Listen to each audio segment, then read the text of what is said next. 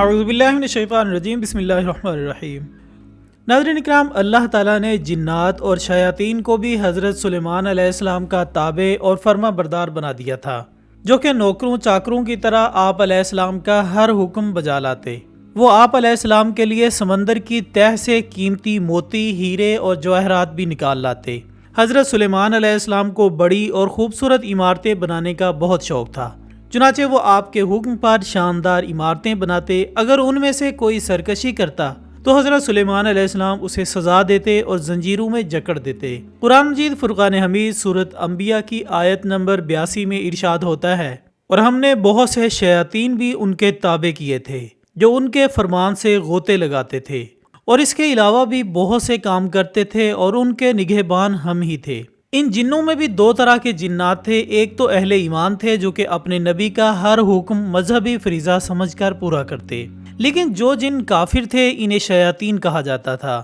وہ کفر اور سرکشی کے باوجود حضرت سلیمان علیہ السلام کے تابع فرمان تو رہتے، لیکن ان سے نقصان کا بھی اندیشہ تھا، اس لیے اللہ تعالیٰ نے ان کی حفاظت فرمائی۔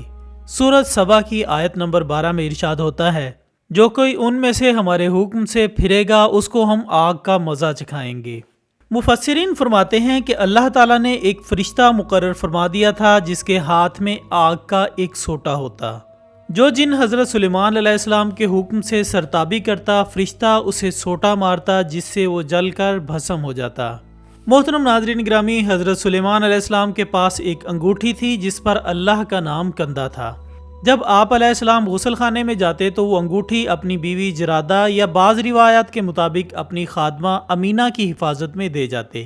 ایک روز آپ غسل کے لیے تشریف لے گئے تو صخرہ نام کا شیطان، جو کہ آپ کا بہت مخالف تھا، وہ آپ کی شکل میں آیا اور آپ کی بیوی سے انگوٹھی لے لی۔ انگوٹھی کا آپ سے جدا ہونا تھا کہ تخت و تاج اور سلطنت سبھی کچھ آپ کے ہاتھ سے جاتا رہا۔ سب چیزوں پر شیطان کا قبضہ ہو گیا۔ آپ نہایت پریشانی کے عالم میں محل سے نکل گئے۔ اس شیطان نے 40 دن حکومت کی۔ اصول و ضوابط اور احکام میں تبدیلی نے علماء اور دیگر اہل دربار اور اہل خانہ کو یہ سوچنے پر مجبور کر دیا کہ یہ سلیمان علیہ السلام نہیں ہیں، اور اگر سلیمان علیہ السلام ہی ہیں تو کیا ان کا شعور و ادراک درست کام کر رہا ہے؟ علماء نے اس کا حل یہ نکالا کہ تخت کے ارد گرد تورات کھول کر بیٹھ گئے اور کلام الہی کی تلاوت شروع کر دی۔ شیطان کے چاروں جانب خدا کا کلام پڑھنے سے وہ تیزی سے بھاگ نکلا اور انگوٹھی سمندر میں پھینک دی۔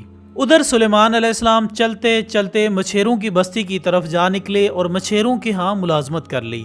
دن بھر کے کام کاج کے بعد اجرت کے طور پر آپ کو 2 مچھلیاں دی جاتی۔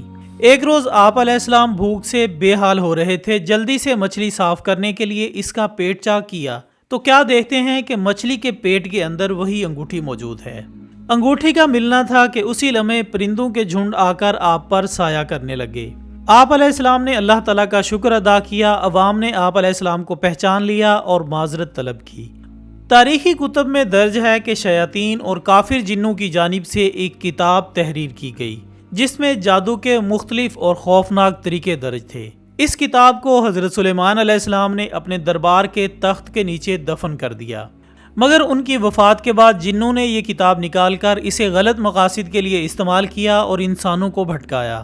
بہت سے لوگوں کا ماننا ہے کہ یہ وہی کتاب ہے جس کو الومیناتی نامی تنظیم استعمال کرتی ہے۔ اسی وجہ سے الومیناٹی ایک طاقتور تنظیم بن چکی ہے اور دنیا پر ایک دجالی شیطانی حکومت بنانے کی منصوبہ بندی پر پرزور طریقے سے عمل پیرا ہے۔ آج کل کی سائنسی دنیا میں بھی کچھ لوگ جانے انجانے میں اس کا شکار ہو رہے ہیں۔ الٹے سیدھے جادو، تعویذ گنڈے وغیرہ کرانا اسی تنظیم کا ایک اہم مشن ہے۔ آخر میں دعا ہے کہ اللہ تعالی ہم سب کو اپنے حفظ و امان میں رکھے، آمین ثم آمین۔ اسی دعا کے ساتھ ہماری آج کی اس ویڈیو کا اختتام ہوتا ہے۔ ہم امید کرتے ہیں کہ آپ کو یہ ویڈیو ضرور پسند آئی ہوگی۔ اس ویڈیو کو اپنے سوشل میڈیا اکاؤنٹس پر زیادہ سے زیادہ شیئر کیجیے گا اور کمنٹس کی صورت میں اپنی رائے دینا ہرگز مت بھولیے گا۔ ہماری اگلی ویڈیو آنے تک اپنا دوستوں، رشتہ داروں اور گرد و نواح کے تمام لوگوں کا بہت خیال رکھیے گا۔ اللہ حافظ۔